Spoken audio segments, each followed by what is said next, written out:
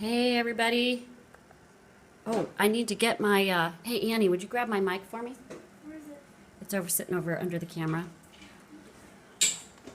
Hey Janice. I don't recognize some of you guys' names. Where are you from? I will turn this around in just a minute. Hey, Is this it? who is that? Simple Living. No, it's the one right here, right down there. Can you grab that for me? Yeah. Hey. So good to see everybody. Could you undo that for me? Mm-hmm. From East Texas, Amanda, welcome. Hey, Sarah. Hey, Betsy. Do you like this little sign? This is going up somewhere in the basement. I don't know where yet. Hey, Emily. Okay, I can't click it myself. What do you want? Hey, Tammy. What do you want? We're going to start here in just a second. Is that okay? I'm going to give you guys a tour of what I'm so excited about with my new basement. Let me see. Hold on. Got to get my microphone in. I think so. Isn't that a cute sign? Once upon a time, there was a beautiful princess. She was sweet, talented, funny, and kind. The princess had a family who loved her very much. She brought joy to everyone who knew her, and someday she would grow up to be an incredible woman who would continue to make the world a better place and live happily ever after. I love this sign. I got it at, I think, Sweet Dreams, and yeah, it's a cute sign. Oh, I love all the hearts. Look, it's all multicolor. I love that. Okay, so you've only seen a little part of my basement, so before we get started, I thought I would show you the rest here if this little extra camera piece I have can see it. So where we do our scopes is right here. That's kind of our little camera stand that the camera stays on. And over here, watching the scopes, this is actually going to be a little reading nook over here. We're going to have little bookshelves over here, and some kids are already trying that out. And then over here are a couple of my girls' school desks, so they're working in here. But let me show you my favorite part of this whole basement. Right here, this laundry room. Let me turn the light on. So this is what started the journey of our basement a while ago. I walked into Best Buy and I fell in love with this washing machine right here. And I had, this whole place had like old gray carpet that had water stains on it. It was just terrible. And the washing machine we bought for $25 somewhere like 10, 15 years ago. And so I fell in love with this washing machine and I thought, oh, I just love this washing machine. Oh my goodness. And then a thought popped through my head, you should buy it. And I thought, no, I shouldn't buy it. And I thought, you should buy it. You could today if you wanted to. I thought, no, I can't buy it. And something snapped in me and I just said, it's time. You're going to buy this washing machine. So I bought this washing machine and dryer. And of course, you can't put a washing machine and dryer in that's brand new with an old ugly carpet, right? So that had to go. And then we did some redo here. That's an ironing board. We put in these lovely pantry cabinets. This is all Jason Patterson from J&G Builders. Isn't that beautiful? And then the other thing that he did, I'll show you. We had a bathroom down here, but it was pretty grungy, and he redid this whole bathroom area. Isn't that nice? So anyway, there you go. Yes, he's wonderful. Jason is incredible. He does a great job, and his whole team does a great job. Okay, so we're going to get started here today. I'm going to see if I can back around for you. All right, no making fun of me because today is a no makeup day. All right. Okay, did I do something so I can't see the comments? We'll just see. There we go. Comments, maybe I can see. All right. I'm loving those hearts. Can you guys comment something real quick and just make sure that I can see that? I'm going to take this off. There we go. Let's sit down in my little place here. Move my camera. Okay, good. I can see I'm still here. Thank you. All right. We're going to turn this down a little bit. So no making fun of my no makeup day. I tried today, which I haven't done in a long time, and I should have done already for a while back. I tried the Young Living toner. Oh my gosh, that toner rocks. Have you guys tried that Young Living toner? Hi, Jill from Texas. All right, yeah, I'm not in black today. Isn't that wild? Because usually I'm in black. Okay, I don't know if tilting this camera down is going to work, but that's how it's going to have to be because it's way up high. All right, so anybody want to know about my socks today? red, of course, so they have to match my shirt, right? They are not striped or polka dotted. I'm sorry, but they do have some little thing on them. I'm not sure what that is, but they do match my outfit. I couldn't do striped or polka dotted today. All right.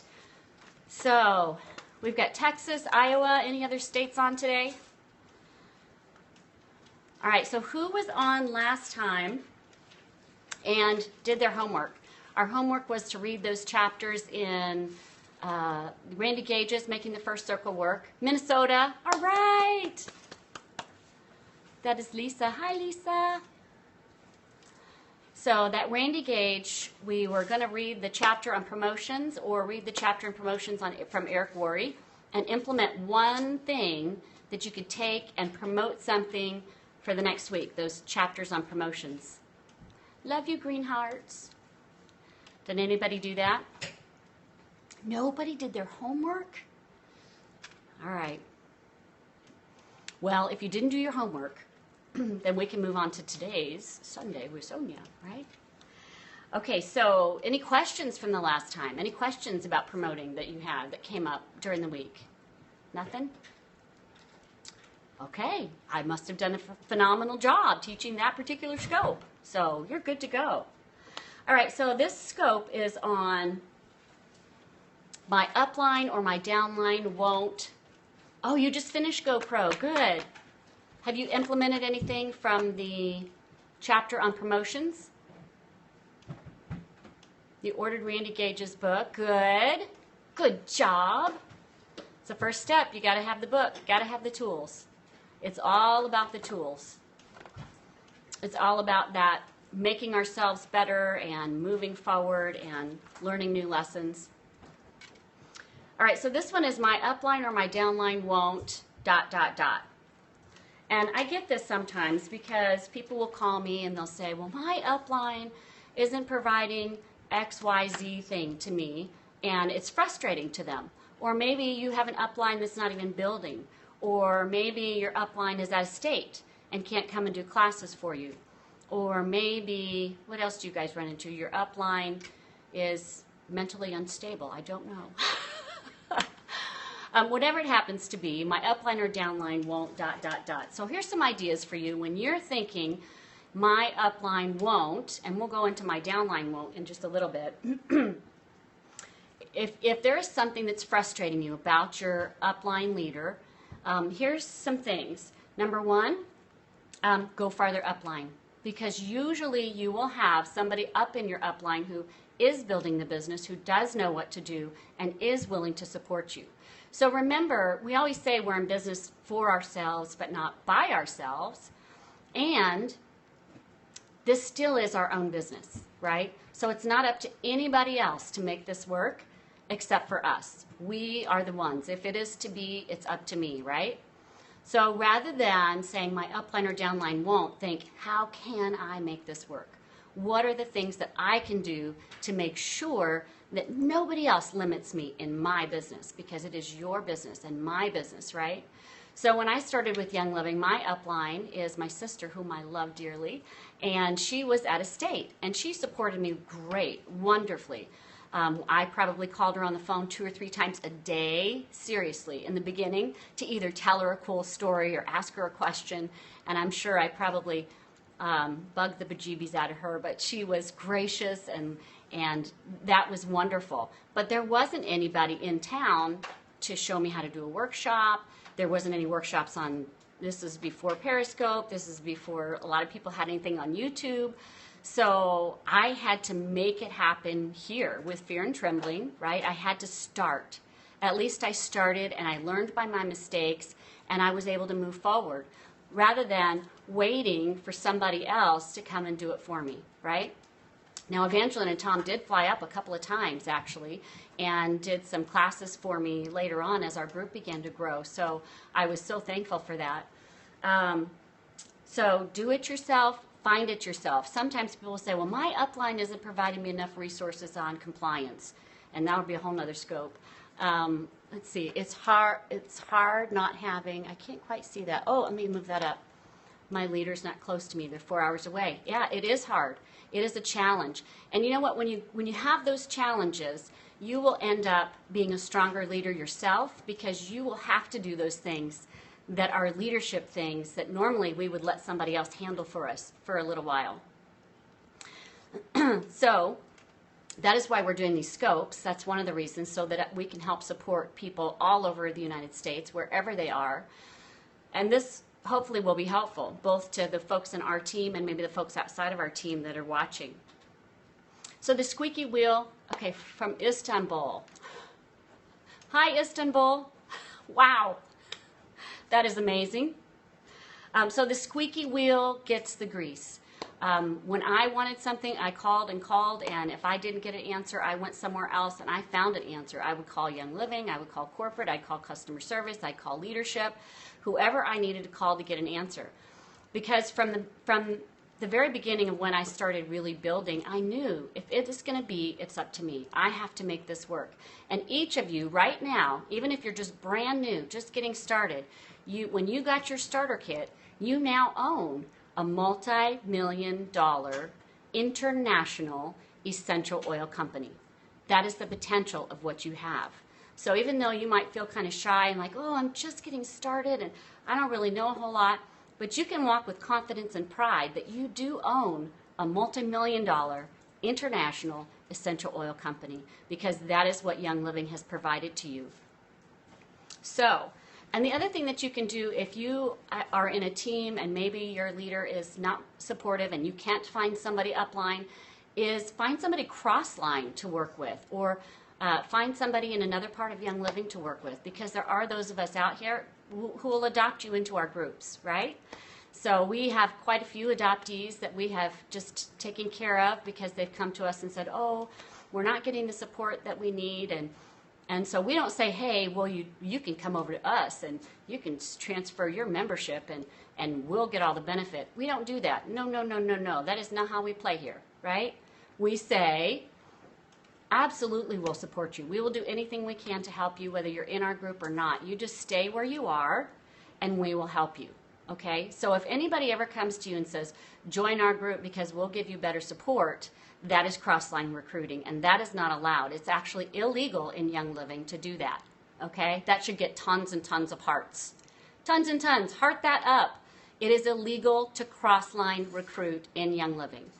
So, yes. So what we do is we just say, we'll support you if you're a member of another team, however we are. We have some other great leaders doing that, like Shannon Hudson. I just have to give her thumbs up, thumbs up. I had somebody who went to one of her classes and said, oh, well, my niece does Young Living, and her niece was in my group, and Shannon said, absolutely, we're going to sign you up with your niece, right? That's the way we roll. That's the way we work as a team.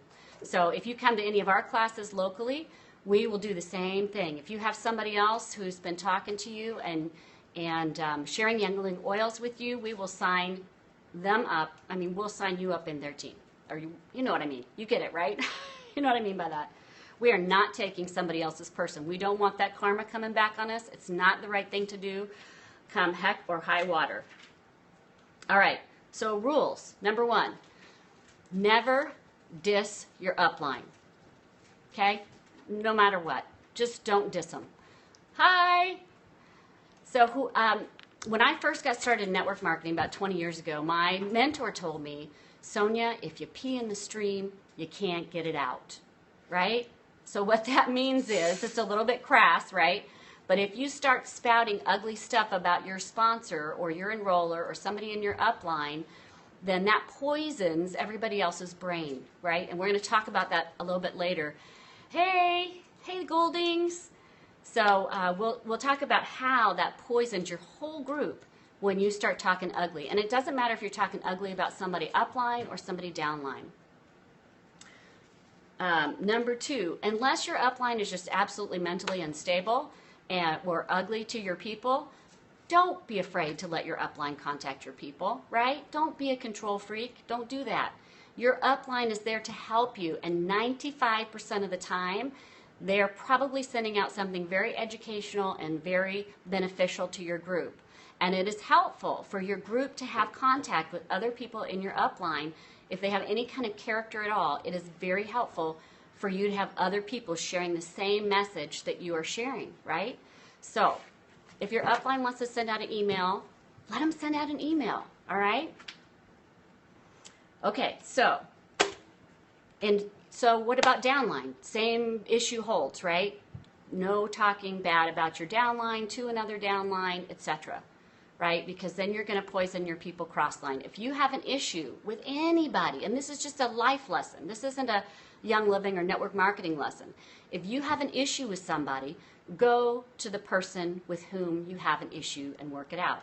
Somebody early on in my life said, Sonya, if you have a problem, don't take that problem to Jen and Sandy and Sally and Becky and, oh, let's pray over it, honey, and oh, whatever. You take that problem to the person that can fix it. And if nobody can fix it, you take it to God because He can deal with it, right? But you don't need to tell everybody around you all of your problems, okay? So, what about if your downline complains about you? What? Does that ever happen? Yeah. Sure, there's going to be a time when maybe somebody in your downline is frustrated with you. And so I just ask you to that's their stuff, right? You keep your integrity, you keep watch over your mouth, and just let them be however they need to be. If they're frustrated with you or whatever, if you can work it out, certainly work it out in private. And if you can't work it out in private and ugly stuff is still being said, you just keep walking with integrity. You never go back and start saying ugly things about that person, right? Now, all of us have challenges with this. None of us are perfect. We're not all walking this road perfectly. And if we stay aware, right? If we stay aware of what can happen if we start speaking ugly, then we can keep a better watch over our mouth. So, talking about watching your downline, what if a downline member complains or a crossline member complains?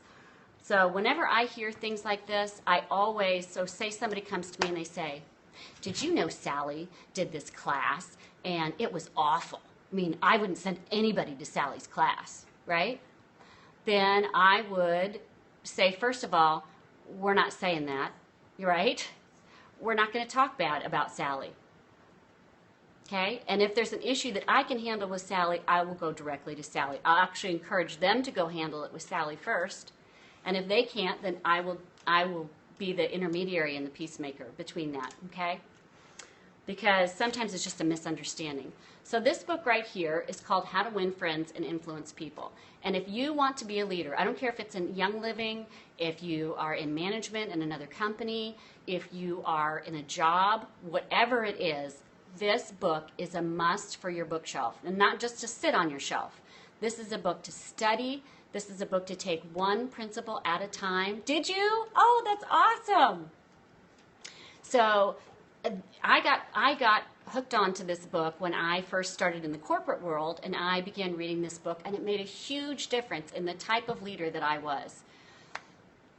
Always need to be reminded, yep. So if you have this book, get it out and read it again. Even just one principle. Just go to one of the principles in the front. It's really easy to take this book in short little bits. He's got chapters that are really fun, like if you want to gather honey, don't kick over the beehive. The big secret in dealing with people. He who can do this has the whole world with him. He who cannot walks a lonely way. Do this and you'll be welcome anywhere, is one of his chapters. A simple way to make a good first impression. If you don't do this, you're headed for trouble. An easy way to become a good conversationalist. So this will be important for some temperaments. How to interest people. How to make people like you instantly. Wouldn't you all like that? How to make people like you instantly. That would be a very cool thing. You can't win an argument. A sure way of making enemies and how to avoid it. This is important. It's important stuff, right? Shouldn't we be taught this kind of thing in school, right? This would be wonderful. If you're wrong, admit it. Oh my goodness. Do you realize how many times I have had to eat crow because I was wrong about something? And that is one of the things that I am working on and will continue to work on, is being quick to admit when I'm wrong and say, you know what, I messed up. That was the wrong thing to do. I didn't handle that well. Okay, the title of this is How to Win Friends and Influence People. You can see that. Maybe I can hold it up close. It's by Dale Carnegie. There you go. Now, I actually spiral bound my books so that I can flip them open like this, but it does come in a regular binding, so you won't see it spiral bound like this unless you do this yourself. Let me just read a couple more. The Secret of Socrates, The Safety Valve in Handling Complaints. Yeah, there you go. A formula that will work wonders for you, what everybody wants, an appeal that everybody likes. The movies do it, TV does it, why don't you do it? When nothing else works, try this. If you must find fault, this is the way to begin. So when you do have to address those difficult situations with someone, how do you do that without being offensive, right? Because none of us likes to be corrected. I was just talking to somebody today and said, you know, it's easy for me to correct myself, like if I see a scope and I hear myself saying, was wondering about the binding, did it with your product. Yeah, good. So it's easy for me to watch a scope and say, hey, I've got to get my ums out of my presentation. But if somebody else were to come to me and say, look, you say a lot of ums in your presentation, that's really offensive. So if you're going to find fault, how do you do that? What's the best way to begin? How to criticize and not be hated for it. Talk about your own mistakes first. No one likes to take orders. Let the other person save face.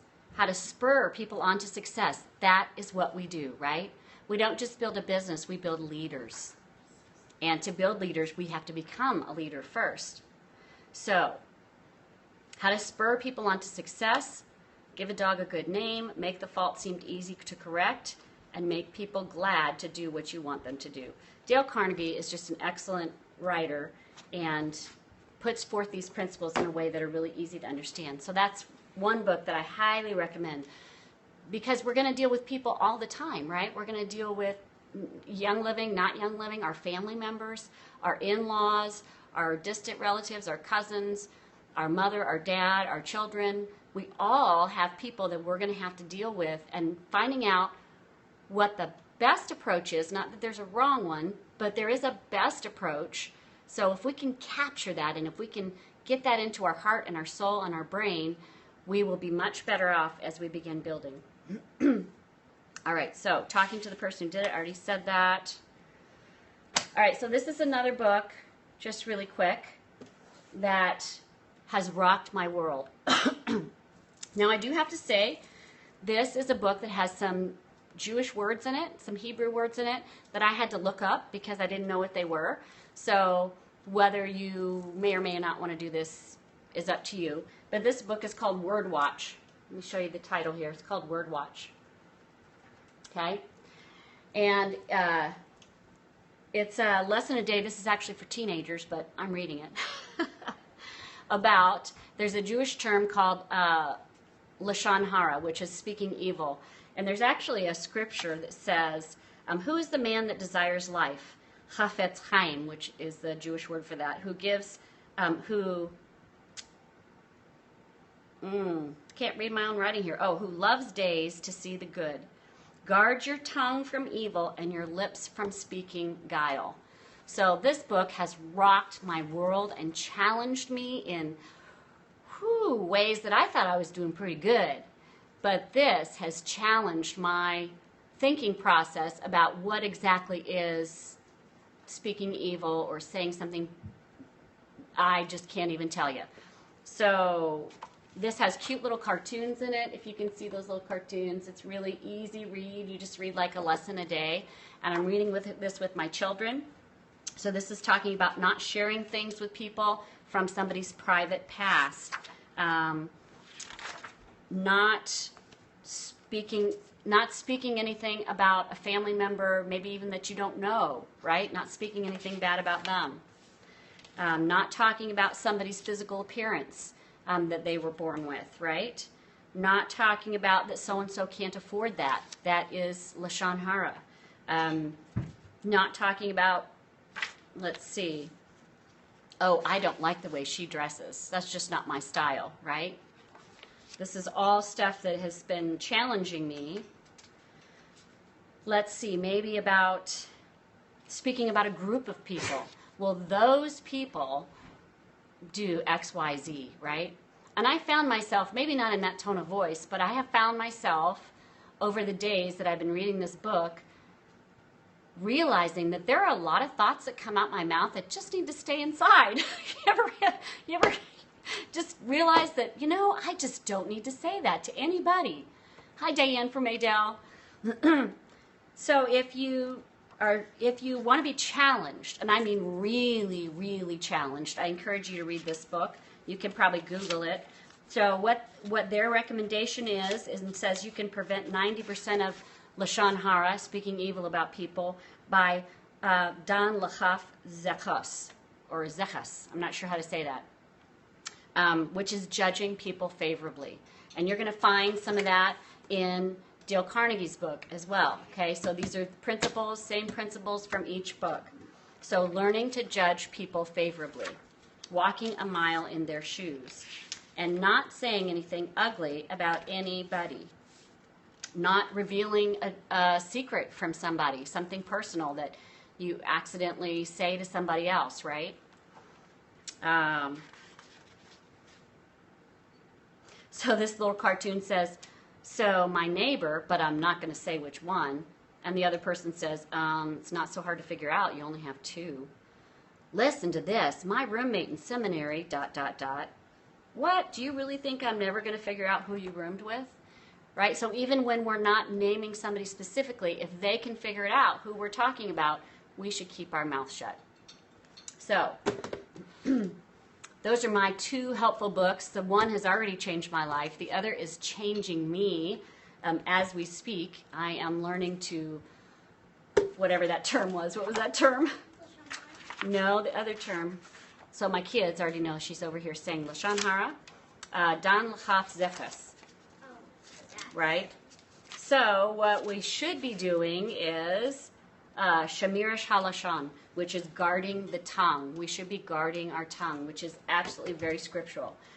So people say, what was the second? Sorry, you lost the connection. Okay, can somebody type this out? It's just called Word Watch. I'll put it up there. And it is actually for teens.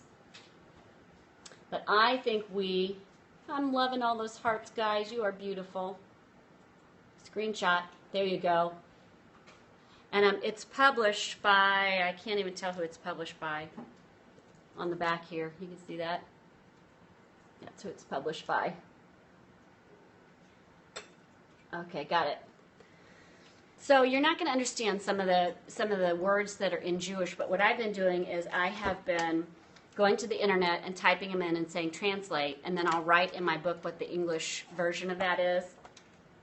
So this is supposed to be from Jew to Jew, but I'm just telling you this is a principle that all of us can learn. And it is practice, it is discipline, and it is guarding our mouth. So this whole scope is about guarding our mouth. Downline, upline, being careful crossline what we say, what we say about other groups or other people groups, etc.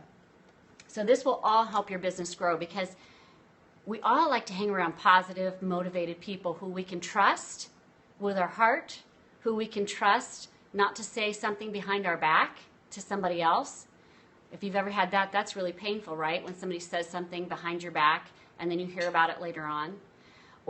So we all need this. We all want to be a part of a group where we can trust each other not to say anything ugly, where we can trust each other with our heart, maybe sharing something personal if we really need to communicate and work something out. And that wherever we go with this group, we know we're safe. We all want that safe place. So being around positive, motivated people who have the courage to guard their tongues is a great place to be. And that's what we hope to create in this community here locally, and we hope to create that community everywhere, globally. Feeling safe is very important.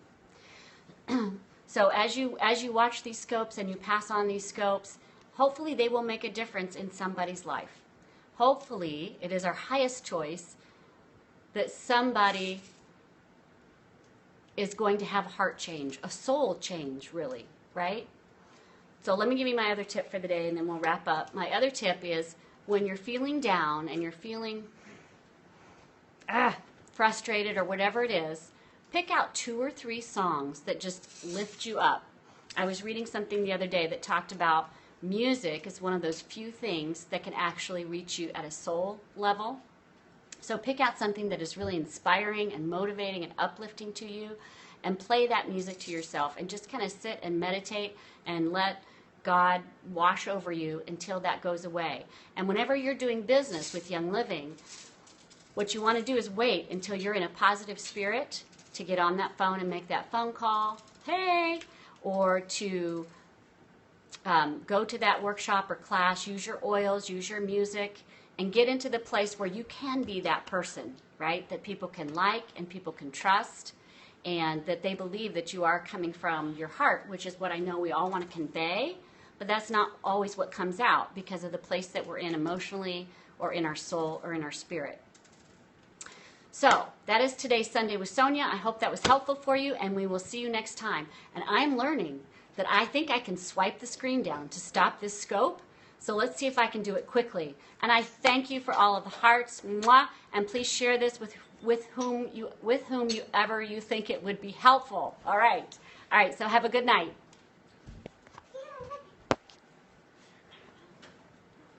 I still can't do it, guys. Did I do it? Nope, I didn't. They said swipe the screen down. Olivia, you stick up your hand.